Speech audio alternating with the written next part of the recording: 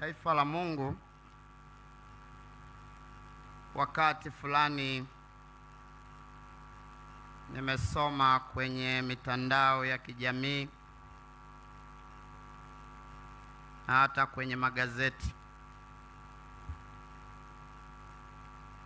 habari za michezo. Habari moja ikawa imeandikwa kichwa cha habari, Wanayanga wamsahau Mayele. Lakini maelezo ni kwamba baada ya huyo mchezaji kuondoka na kwenda kucheza mpira katika klabu nyingine, basi Pacome akaonekana kuwafuta machozi Wanayanga, na Mheshimiwa Kikwete anafurahi,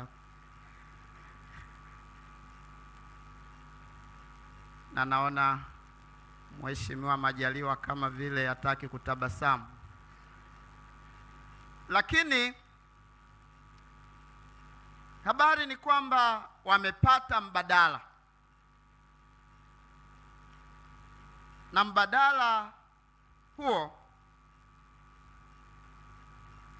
tena unaweza ukaendana na kashfa kwamba alijiona yeye ndiye anajua,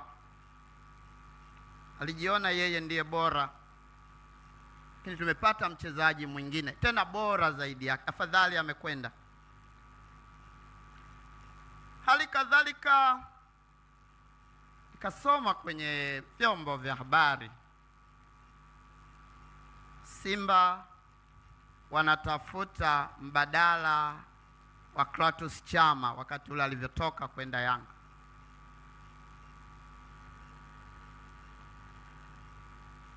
Mbadala.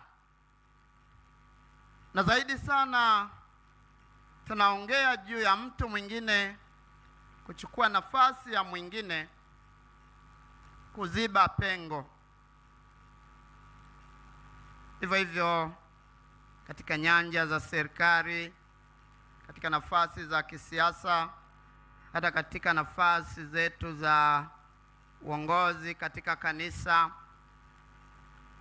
tunaongea juu ya mbadala, mtu atakayeweza kuziba nafasi, kuziba pengo. Ndugu zangu, mbele ya Mwenyezi Mungu, mbele ya Mwenyezi Mungu, hakuna mtu yeyote atakayeweza kuziba pengo ama kuchukua nafasi ya mwingine mbele ya Mwenyezi Mungu. Ingawaji sote tumeumbwa kwa sura na mfano wa Mwenyezi Mungu, lakini every individual person is unique. Kila mwanadamu ni wa pekee kwa Mwenyezi Mungu. Hata kama watu wamezaliwa mapacha, na wengine tunawachanganya kwa kufanana, kwa sauti na kwa kutenda, lakini hakuna mwanadamu mwingine yeyote atakayetenda sawa sawa na mwingine. Na kila mwanadamu, pamoja na kuumbwa kwa sura na mfano wa Mwenyezi Mungu, Mwenyezi Mungu amemuumba kila mwanadamu kwa namna yake.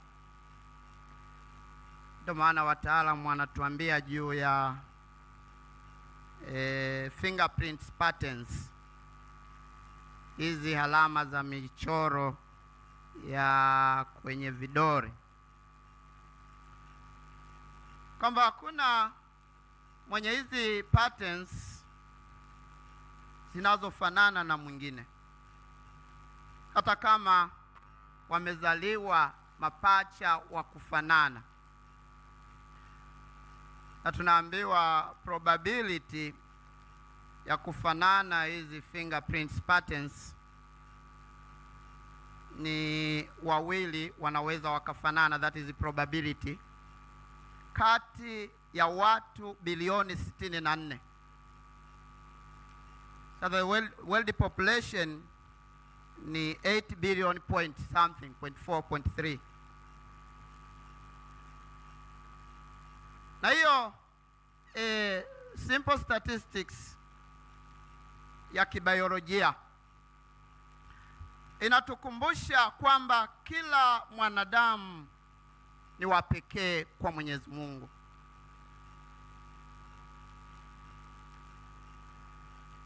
Kwa nini sasa tunajikuta tunaishi katika tofauti, wakati mwingine kwa chuki, kwa hasira, kwa mafarakano?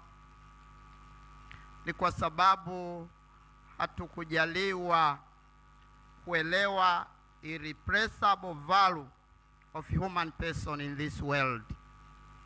Hatujajaliwa wengine kuelewa thamani ya mwanadamu isiyoweza kuchukuliwa na mtu mwingine yoyote katika ulimwengu huu.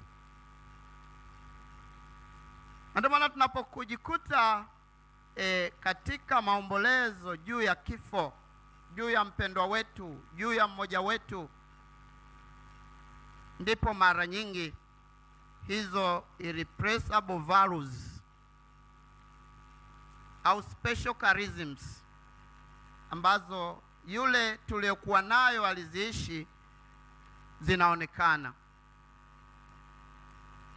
Katika somo la Injili, sisi Wakatoliki tukiwa katika kipindi cha mfungo wa Kwaresma, tunaingia Juma Kuu, tunatafakari zaidi mateso ya Kristo, kukataliwa kwa Kristo, kusulubisha, kudhalilishwa na kuuawa kwa Kristo. Tunatafakari hiyo thamani ya mwanadamu ambayo wanadamu wengine hatuioni, na hivi tunaidhalilisha, tunaitenda jeuri, tunaiangamiza. Lakini hatimaye katika Injili tunaambiwa yule akida, wale waliokuwa wakimlinda Yesu pale msalabani wakati anakata roho, alisema hakika huyu alikuwa ni mwana wa Mungu. It was too late. Kwamba katika hali hiyo Kristo anakata roho msalabani, ndio wanatambua kwamba huyu alikuwa ni mwana wa Mungu. Ndugu zangu, na ndivyo ilivyo leo hii kwa mpendwa wetu William Lukuvi. Katika nafasi mbalimbali za mahusiano naye, katika utumishi wake kwa serikali yetu, katika maisha yake ya kiimani, maisha ya ndoa na familia, leo kifo kinapomkuta ndipo tunatambua thamani kubwa ya huyu hayati wetu William, ambayo wengine hatukujaliwa kuitambua katika uhai wake. Fundisho ni nini? Tumuombe Mwenyezi Mungu. Tumuombe Mwenyezi Mungu aendelee kututafakarisha juu ya maisha na kifo. Mwanadamu ukiacha kutafakari juu ya maisha na kifo, tumeacha na tumeondoa thamani ya utu, na tunaweza tukatendeana vyovyote vile. Lakini tunapokutana na misiba kama hii, na watu tunavyoondoka katika ulimwengu huu kwa namna tofauti, kwa umri na hali tofauti, tunapotafakari fumbo la kifo, tumuombe Mwenyezi Mungu tujaliwe kuishi katika huruma yake, kwa mapendo, kwa ushirikiano, kwa maelewano, na kuombeana mema na kulindana mbele ya Mwenyezi Mungu. Tumsifu Yesu Kristo.